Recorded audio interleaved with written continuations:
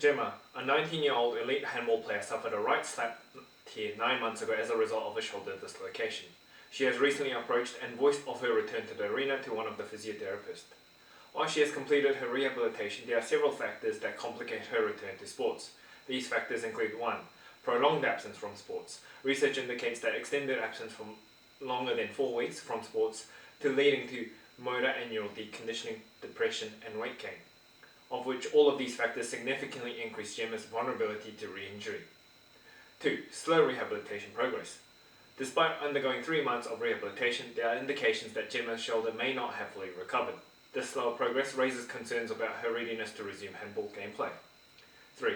Physical demands of the sports. Handball is a high-contact sport that involves frequent overhead throwing motions, and with the overhead throwing motions playing a significant stress on the injured shoulder, the nature of the sport itself presents additional challenges to Jemma's recovery and potential for re-injury. 4. Timing and pressure to return. With the championships approaching, Jemma may feel compelled to make a swift return to handball, and that her determination could be influenced by external factors such as pressure from her coach or teammates, and causing her to disregard the potential physical impairments she may still be facing. Nonetheless, in assisting Jemma's return to sports, a testing battery has been scheduled. This presentation will focus on the specific testing battery that will be used to evaluate Jemma's ability to resume handball gameplay. During the throwing motion, the shoulder goes through rapid external rotation followed by internal rotation. During this motion, the humerus reaches a peak velocity of 7,000 degrees per second before abruptly decelerating to 0 degrees per second. This sudden stop poses a significant risk for shoulder injuries due to the conversion of high kinetic energy into high compressive force on the glenohumeral joint. To effectively stabilize the scapula and ensure proper positioning of the humeral head within the glenoid space, Jemma will need to develop a high level of strength in her stabilizing muscles, proprioception, glenohumeral joint contact, and a highly tuned nervous system. The eccentric strength of the external rotators are one of the key cornerstones to this, as they play a crucial role in controlling the deceleration of the shoulder. In assessing Jemma's external rotation capacity, Jemma will be seated with her lower back supported against the chair while her elbow and shoulder positioned at 90 degrees of abduction and 90 degrees of external rotation. The handheld dynamometer will be positioned on the dorsal side of Jemma's forearm, approximately 2 cm proximal to the ulnar stylet process. The physiotherapist will then use the other hand to support Jemma's elbows in providing a tactile feedback and preventing compensatory movements. Under the direction of the physiotherapist, Jemma will perform a shoulder external rotation while the physiotherapist applies a guiding resistance in moving her shoulder from maximal external rotation to neutral rotation over a period of 3 seconds. Additionally, isometric strength will be measured in the same position but with the rotation set at neutral. The physiotherapist in this position will resist rotational movements. Both the left and the right sides will be assessed for the strength during this evaluation. Literature suggests that reaching 90% of the external and internal rotation strength relative to the unaffected side to be sufficient for return to sports. However, in Jemma's case, where the injury is on her dominant arm and the dominant side typically being 10% stronger, achieving 90% strength may not be adequate enough, as even at 90% strength, Jemma will most likely to experience noticeable performance difference due to the pre-existing strength differences. Furthermore, considering the dominant arm's greater involvement in handball and thus higher susceptibility to fatigue and fatigue-related injuries, simply reaching 90% strength may not be adequately address the demands placed on the shoulder during the gameplay. Therefore, in order for Jemma to obtain clearance and safely return to sports, she will need to achieve at least 100% strength of the unaffected side or potentially exceed the threshold to ensure optimal performance and minimization of the risk of re-injury. Research suggests that achieving external rotation torque exceeding 20% of the body weight to indicate sufficient shoulder strength. However, to significantly reduce the risk of shoulder injuries, studies recommend an external rotation torque of 30% of body weight. Considering Jemma's prolonged absence from sports and the heightened vulnerability to re-injury during the initial month of returning to sports, her isometric external rotation benchmark will be set at 30% of her body weight. This target aims to ensure that Jemma possesses the required strength and stability in her shoulder as she returns to competitive handball. Her internal and external rotator ratio will also be assessed, as the internal rotator and the external rotator muscles both work together to stabilize the humeral head. Studies suggest that the ideal external rotators to internal rotator ratio falls within the ranges of 72 to 76%. However, it is important to consider that the applicability of this ratio to Jemma's case may be limited, as many studies examining rotator cuff balance and the ratio have used isokinetic machines for assessment. To address this limitation, Jemma's external-internal rotator ratio on the affected side will be compared to her unaffected side, with the clearance criterion set at plus and minus 5%. This range accounts for minor natural variation between the two sides while ensuring relatively balanced and symmetrical shoulder function. The IYT test will be included in the assessment to evaluate the interlimb strength of the arm, as during the deceleration phase of the throwing motion, the upper extremity is in a long lever position, and the biceps, being attached to the labrum, aids in the deceleration process. While dynamometry provides valuable information, the IYT test offers a more holistic evaluation by addressing this limitation and capturing the arm's complete mechanical capacity.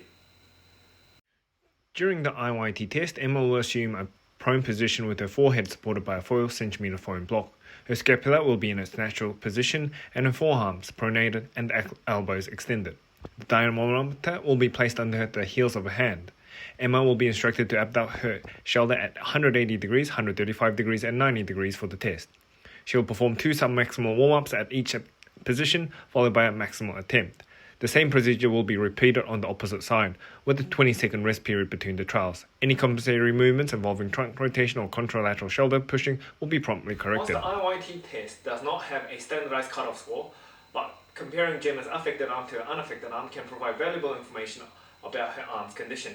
To ensure her readiness for return to sports, similar to the isometric cutoff, Jemma will need to generate a force equal to or exceeding her non-dominant arm. Strength, whilst is important for stability and generating force at the glenohumeral joint, achieving a balance between muscle strength and range of motion is equally crucial for protecting the shoulder during the dynamic, repetitive upper limb movements. In handball, where throws are made overhead, insufficient flexibility can negatively impact performance, alter movements, patterns, and increase the risk of injury. Therefore, an active shoulder range of motion assessment has been included to Jemma's return to sports assessment. To assess Jemma's shoulder mobility, the active internal rotation and external rotation measurements will be taken as followed.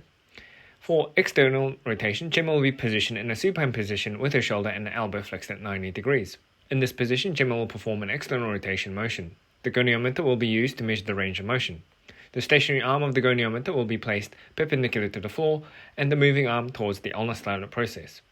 For the internal rotation motion, Jemma will lie in prone, while her shoulder rotates internally. The goniometer will be utilized in a similar manner, with the stationary arm remaining perpendicular to the floor and the moving arm towards the ulnar stylet process. To clear Jemma for sports return, specific criteria must be met. This includes ensuring an internal rotation difference of less than 20 degrees favouring the non-dominant side over the dominant side, a difference of 5 to 10 degrees of internal rotation on the dominant side compared to the non-dominant side, and a side-to-side difference in total range of motion to be less than 10 degrees favouring the non-dominant side. These benchmarks ensure symmetrical shoulder function and the minimization of the risk of injury as Jemma resumes competitive handball gameplay. To assess Jemma's shoulder proprioception and the nervous system's readiness, her throwing techniques was evaluated using video analysis and velocity measurements. A slap injury can impact Jemma's central nervous system due to the changes in mechanoreceptors and pain-related inhibitory pathways. Video analysis helps identify any deviation or abnormalities in her throwing mechanics, as well as providing insights into her performance level. In this assessment, Jemma will perform 10 chalked handball throws for different techniques. Jemma will be instructed to throw to 3 throwing patterns observed in handball: standing throw with run-up, standing throw, and pivot throw. A target will be placed 7 meters away, and Jemma will give her maximum effort in each attempt. The ball velocity will be measured using a radar gun to quantify the effectiveness of her throw. Her throwing performance will be video recorded from both the frontal and the sagittal planes. In evaluating Jemma's throwing techniques, comparing past video footage and recorded velocities whilst is highly effective. If such data is unavailable, previous research in handball gameplay has indicated that jump throws and standing throws achieve similar ball velocities. Approximately 93% of the velocities attained in standing throws with run-up. In contrast, pivot throws tend to reach about 85% of the same velocity. These findings offer valuable insights into the expected ball velocities for each throwing techniques, serving as a reference for assessing Jemma's performance. Additionally, Jemma's ability to achieve the speed and execution of a smooth and consistent throwing motion further suggests that her nervous system is adequate for safe return to sports. Jemma, whilst is determined, as mentioned earlier, this determination could be driven from pressures from her coach, time of season, team members. In ensuring that this decision is made internally, as part of her battery assessment, Jemma will complete the Tampa scale of kinesiophobia and the injury psychological readiness to return to sports scale, IPRRS. While there are no definitive cutoff scores for the TSK, Tampa scale, a score of 50 to 60 on the IPPRS indicates that the player is psychologically ready to return to sports. Jemma will need to achieve a score of 50 to 60 on the IPRS, have low fear on Tampa scale, and show no apprehension during the assessment to be seen as psychologically ready to return to sports.